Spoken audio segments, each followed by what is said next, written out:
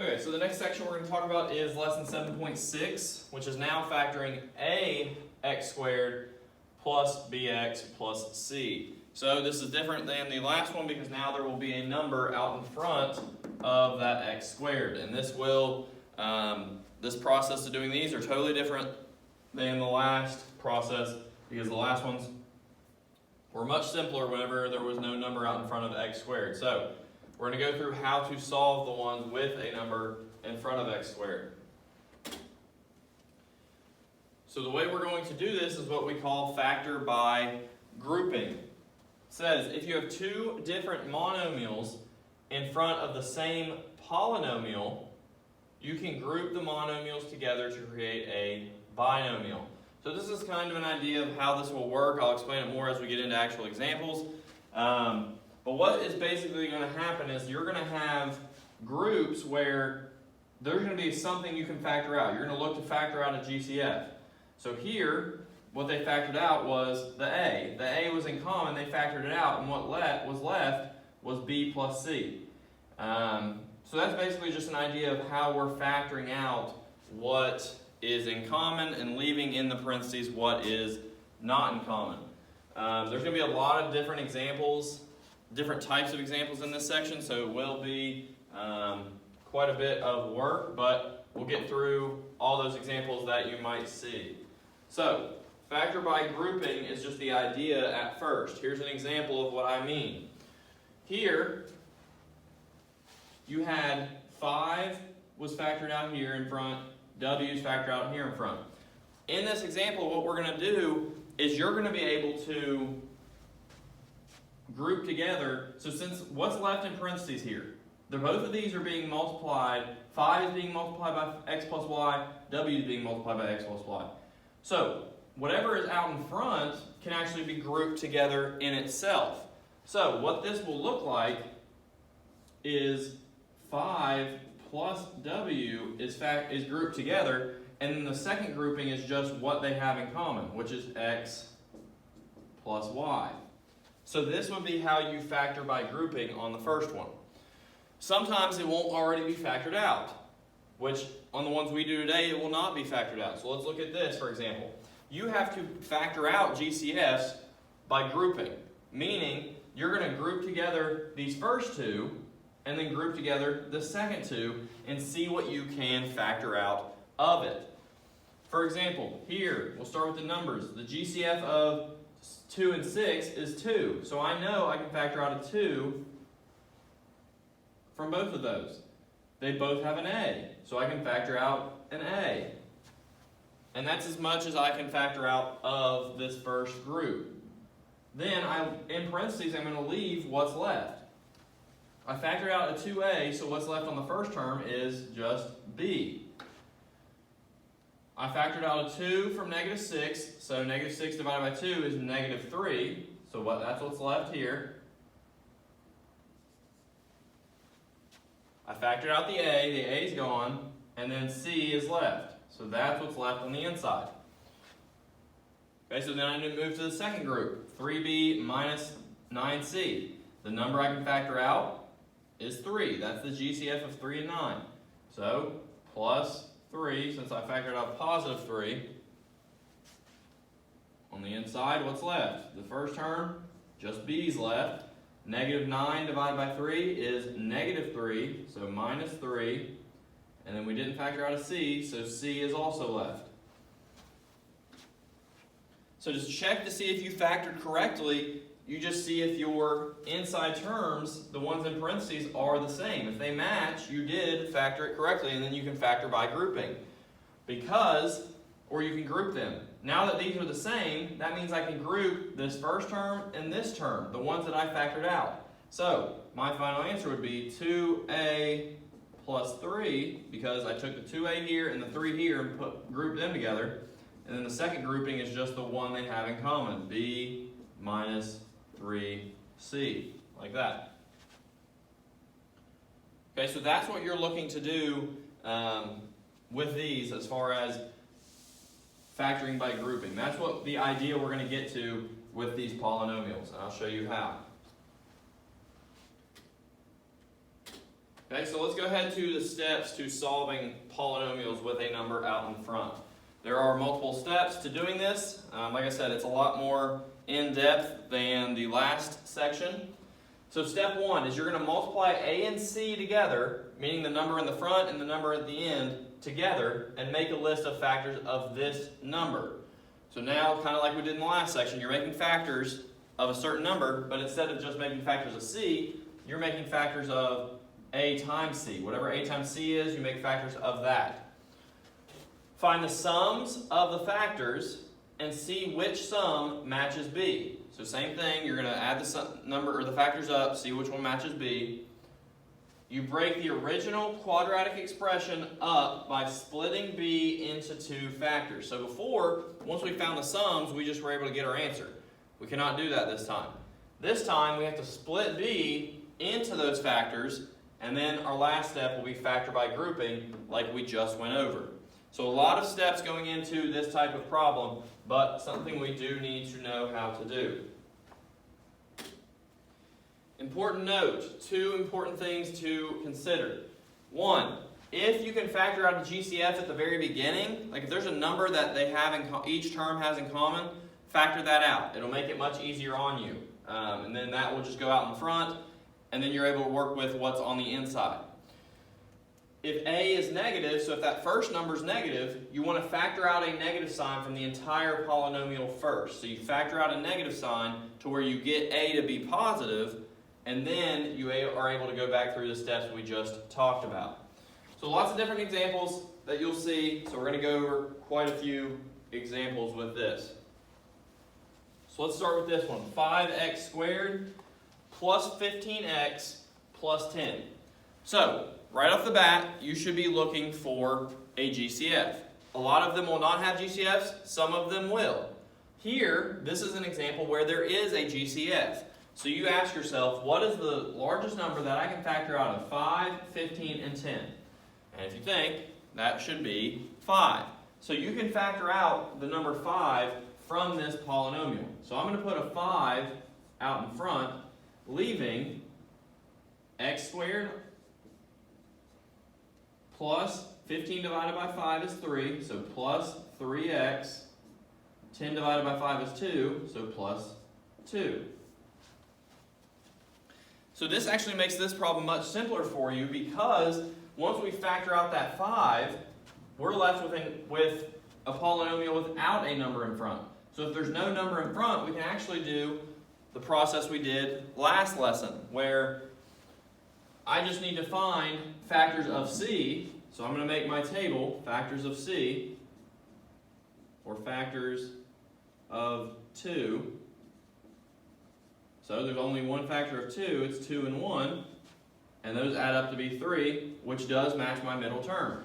So this one we're not going to have to go through the process of factoring by grouping and all that, because there's no number out in front.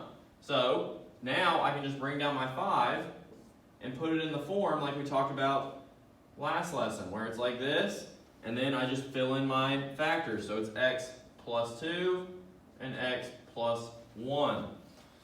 So this would be your final answer. 5 times x plus 2 times x plus 1. That's your final answer to look if you have a GCF. That makes it much simpler once you get towards the end. So there's your final answer on that one.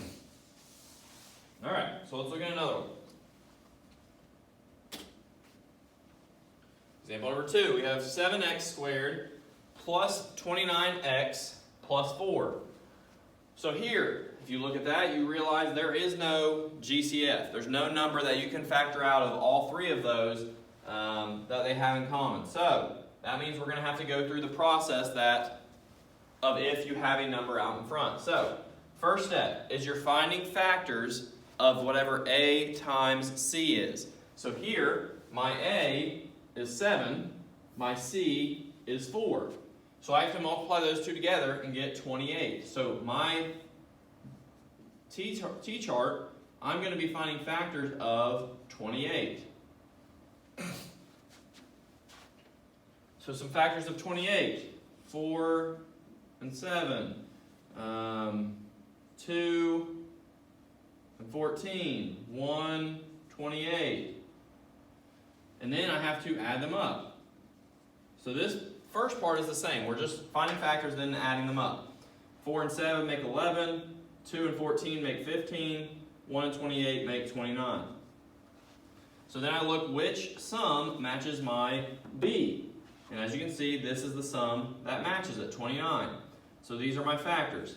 But here's where it starts to get different. I'm not just going to plug those in and make it like x plus 1, x plus 28. That does not work because there's a number out in front. So what happens here is you are going to break this term up into those two factors. Let me show you what I mean by that. So I'm going to bring down my 7x squared, and I'm going to bring down my plus 4. Those are not things I'm dealing with. What I'm going to be doing is I'm going to break this 29x up into 1x and 28x. So what that looks like is plus 1x plus 28x. So that's what I'm doing when I break those up, break that middle term up into the two factors. So it's just working FOIL backwards like we've talked about before. Because before you'd have this, you'd combine them and get that. So now we're breaking it up and making it that. Also a note for you, because I know how people will be curious. It does not matter if you put plus 28x here and plus 1x here. If they're switched, it'll still work out the same way. So once we're to here, now we're back to our factor by grouping. Meaning, I'm going to take these first two terms and I'm going to say, what can I factor out of them? So here, there's no number I can factor out because this is a 1, so the largest number I can factor out would just be 1, which I obviously don't need to do. Then I look at my x's. How many x's can I factor out? Which, if you look, this has 2 x's, this has 1, so the most x's I can factor out is 1. So, I factor an x out in front, and then I write on the inside what's left. 7, there were 2 x's there, I took 1 out, so it's 7 with 1x. Plus 1, and then there was 1x, I took it out, so there's no x's left, so that is what it will look like after I factor out the x. Next one. We look at the numbers first. We have 28 and 4. The largest number I can factor out of those is 4. 4 goes into both numbers, so I'm going to factor out a 4. Then I check to see if I can factor out an x. I cannot because this term does not have an x, so there's no x that I can pull out. So 4 is all I can pull out. So then on the inside I write what's left. We had 28 and we took out a 4, so you do 28 divided by 4, that is 7. We still have the x, bring it down. We had 4, we took out 4, so 4 divided by 4 is 1. So now, by looking at this, you should see, this should confirm that you're doing this correctly because this term matches that term. Once you factor by grouping, those have to match in order to get to your final answer.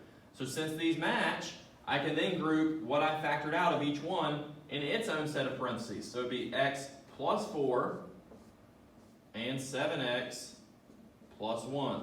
So the first grouping is what you factored out. The second grouping is what they have in common. So x plus 4 and 7x plus 1 would be your final answer for that one. So as you can see, a much longer process, but as long as you follow those steps, you should get to your correct answer. And like I said, it's just working FOIL backwards to a degree. So let's look at another one.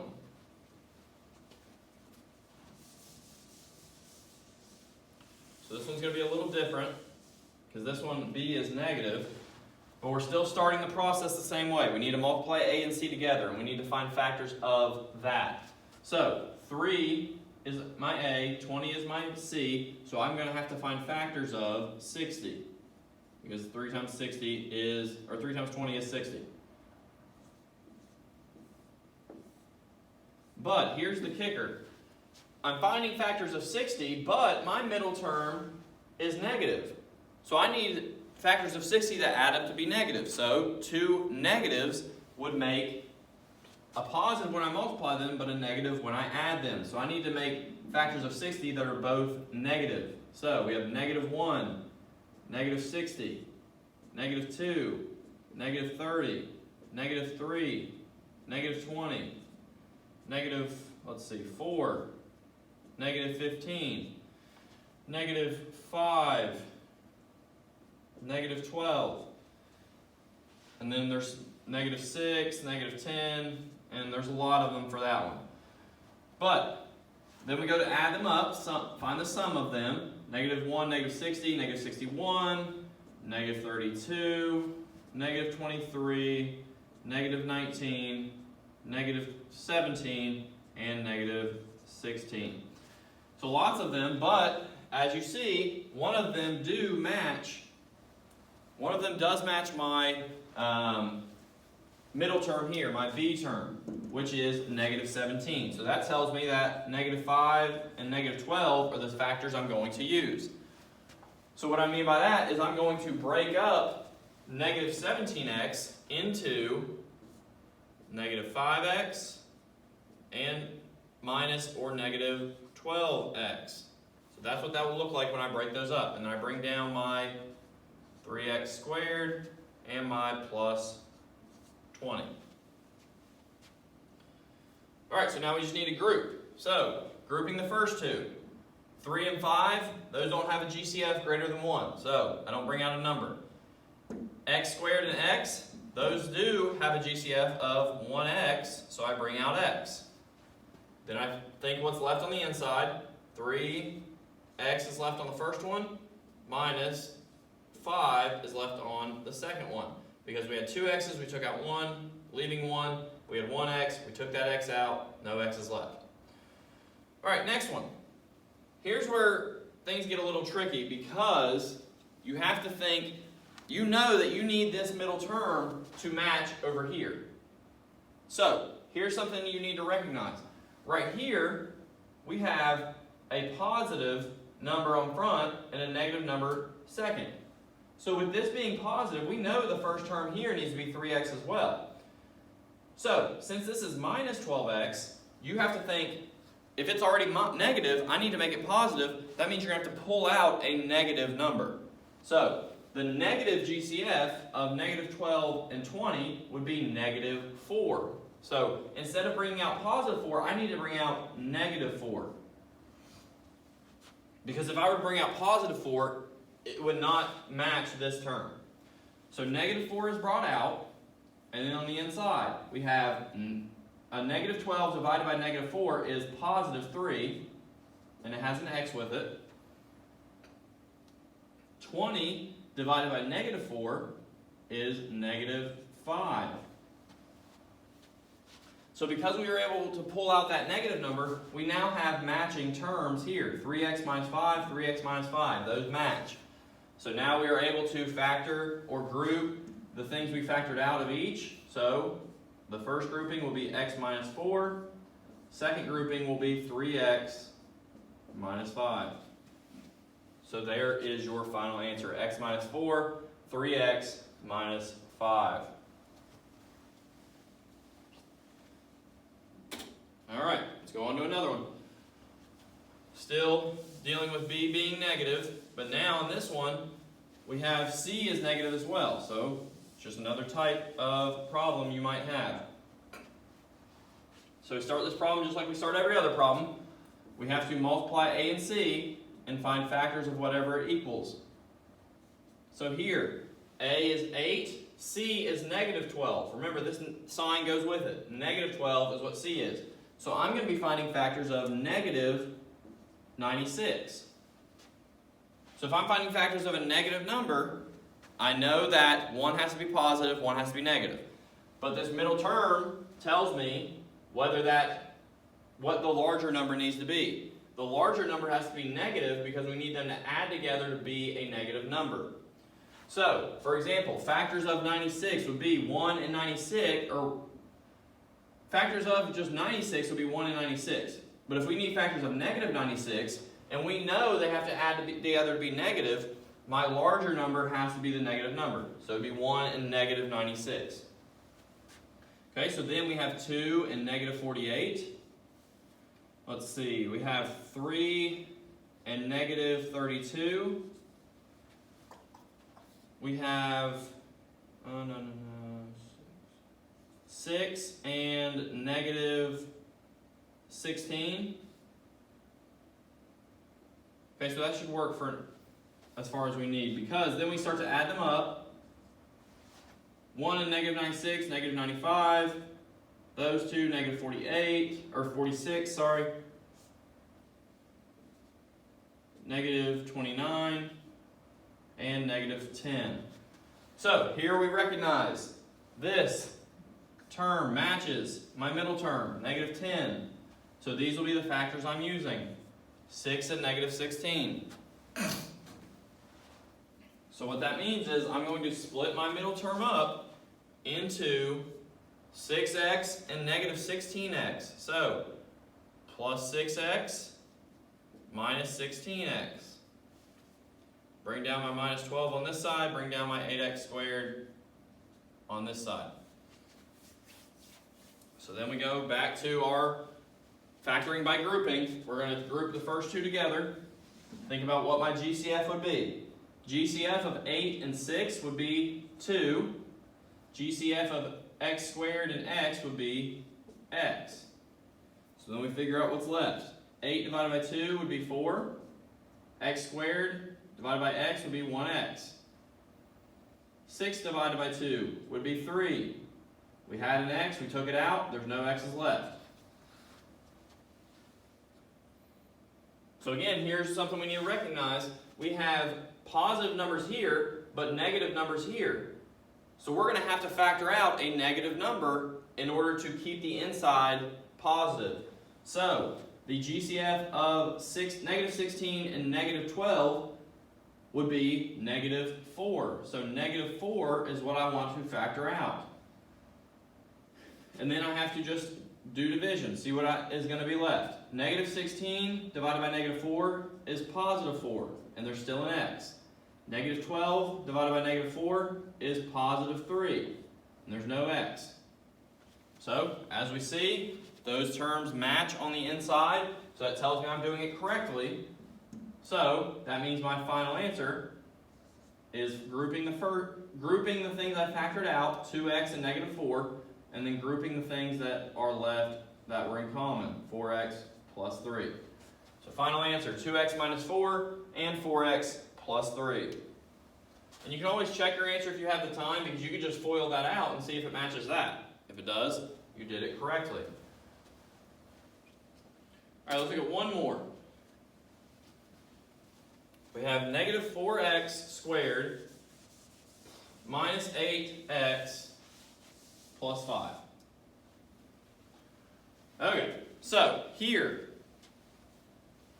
this goes back to our important note that you need to remember. If a is negative, the first thing you should do is factor out a negative 1 or a negative sign. So here we have negative 4x, so that 4x squared. So since a is negative, first thing I want to do is factor out that negative sign, which will just basically change all of these signs. So this will become positive 4x squared plus 8x minus 5. So once I factor those out, that was what is left. And then I'm going to go through and do the same thing I've been doing. I'm just going to find factors of a times c. So a is 4, c is negative 5, so I'm going to be finding factors of negative 20. So I'm finding factors of a negative number, meaning one has to be positive, one has to be negative, but the larger number has to be positive because the middle term is positive. So factors of negative 20 would be negative 1 and 20, negative 2 and 10, negative 4 and 5, and I think that would be it. So then we find the sum. Those 19, 8, 1. So I see, do any of those match my middle term? Yes, 8 is my middle term, so these will be the factors I'm using. So I'm going to break this up, this 8x, up into negative 2x plus 10x. Bring down my minus 5, bring down my 4x squared. And remember, we saw that negative sign out in front. Okay, so then we group the same way we've been doing. 4x squared minus 2x. The thing I can factor out of those, which I'm going to have a negative number out here, or a negative sign out here. But what I can factor out of those would be a 2 and an x.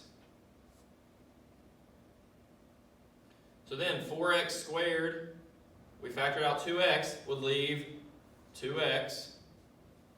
Minus 2x, we factored out 2x, so that just leaves minus 1. Okay? Next one, 10x minus 5. The GCF of that, again, here we don't have to bring out a negative number because this first term is positive, so was this first term. So we just leave it as pulling out a positive number. So the GCF of those two would be 5. So I bring out plus 5. On the inside, 10x divided by 5 would be 2x. Negative 5 divided by 5 would be negative 1. So here's what we have so far. So then we see that this term matches this term, which is what we need. So I grouped together what I factored out, which would be 2x plus 5.